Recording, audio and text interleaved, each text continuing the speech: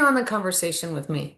I'm Christy Barnes, your host for this five-part series dedicated to human rights and the pursuit of justice through allyship and advocacy. I've been wrestling with a pretty big question for what seems a very long time. After centuries of racism, discrimination, oppression, and abuse, I keep asking myself how we can possibly end crimes against humanity and build a more equitable world. I don't have the answer. I do know that to create anything, you have to start with a vision. But at some point, we have to act. And if you're like me, you're wondering, what action do I take? Who am I in this moment and what is my role? It's different for everyone, but everyone can do something.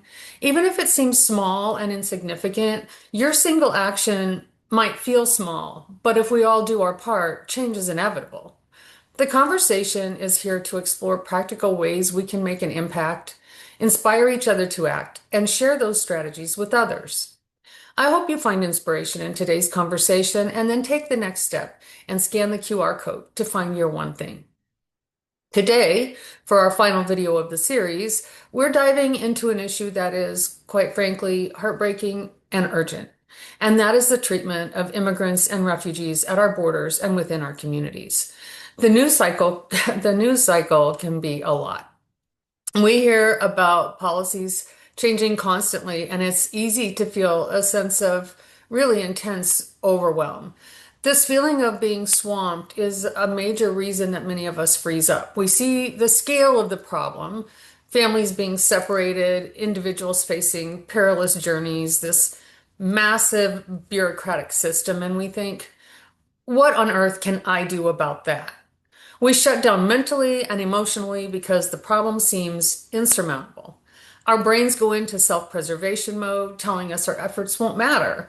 But that's a narrative we have to actively fight. Your one thing does matter.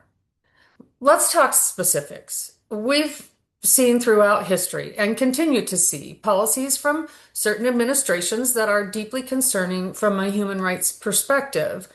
The Trump administration in particular has pursued immigrant deportation policies and actions that I consider to be harsh and, in many cases, brutal and inhumane. Central to a lot of this has been senior advisor Stephen Miller, who has been a key architect behind many of the extreme hardline anti-immigrant strategies. These aren't just abstract political disagreements. These policies have had and continue to have real devastating consequences for human beings seeking safety and a better life. The narrative being pushed by this administration focuses on fear, personal security, and legality, which are somewhat valid concerns, but they overwhelmingly overshadow the deprivation of due process and fundamental human rights at the center of this discussion. Which brings us to recognizing our own privilege. For many of us watching, our citizenship status is something we take for granted. This is a massive privilege. It shields us from the fear of deportation, the terror of being separated from our families, and the complex, often dehumanizing legal battles immigrants face. Yesterday, I attended a protest out in East Mesa, which is a very tiny event, but a few of us were having the conversation about the fact that we know our privilege. We're quite aware of it. And a Hispanic gentleman was standing next to me, and he was wearing a big sombrero, and he was really an awesome person to talk to. And he said, well, our risk, our risk and our price is all the same. And I said, no, it's not. We're privileged. There's very little risk to us. There's much more risk to you.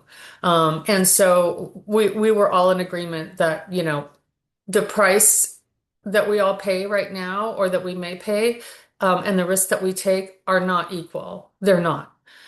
In my interview with Dr. Martinez last week, he spoke about the massive number of mixed status families in this country who are vulnerable to being torn apart. And it's odd because though some of those family members may be U.S. citizens, they still don't have the privilege that some of us others do. So, for many of us, as Rory Gilbert expressed to us a few weeks ago, recognizing this privilege isn't about guilt, it's about responsibility. It's about understanding the safety net we have that others don't, and using that safety net to extend a hand. So, how do we hold the system accountable? One powerful form of activism is creating accountability archives. This is about documentation. When the government narrative focuses on illegality or security threats, we need to have documentation of the facts, the stories, and the data that counters the lies. Photographers, journalists, lawyers, volunteers, even citizens on the street collecting evidence of human rights abuses, legal violations, and personal stories. These archives become our historical record, our evidence for future criminal and civil legal battles, and a way to ensure that these actions are never forgotten or repeated.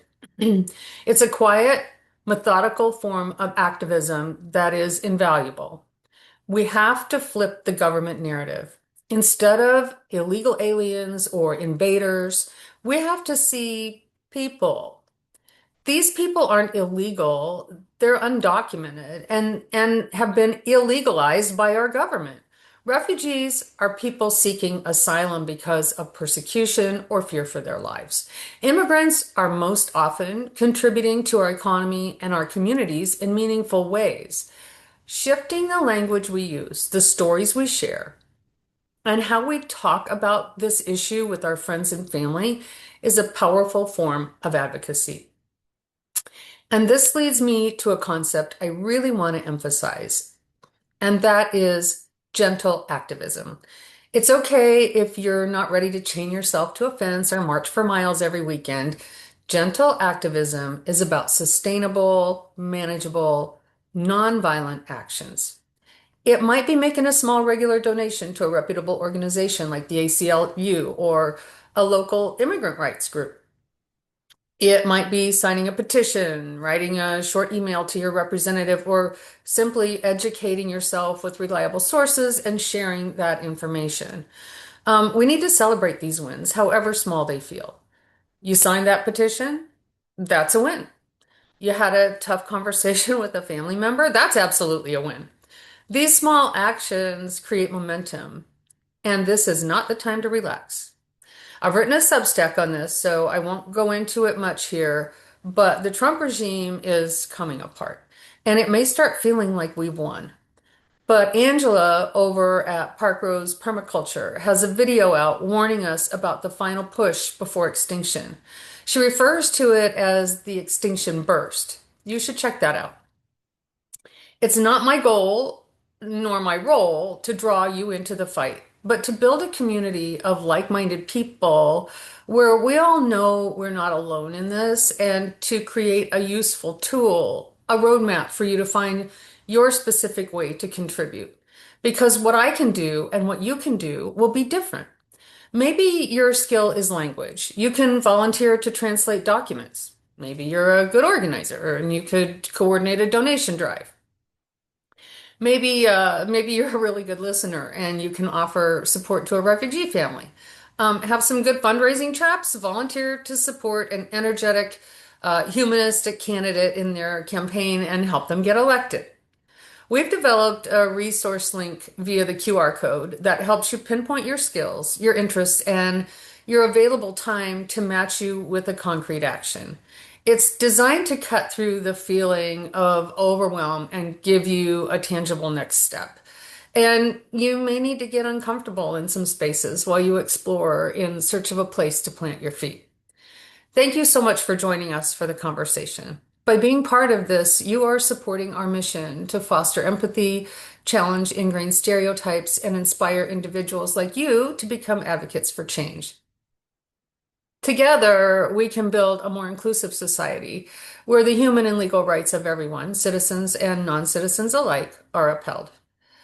Perhaps you feel that public protest isn't for you, but if you are a humanist, or if you care deeply about civil rights, equity, and justice, and you've ever felt helpless to make an impact, please know there is a powerful role for you to play. If we each commit to doing what we can, we will make a difference. To get started, please scan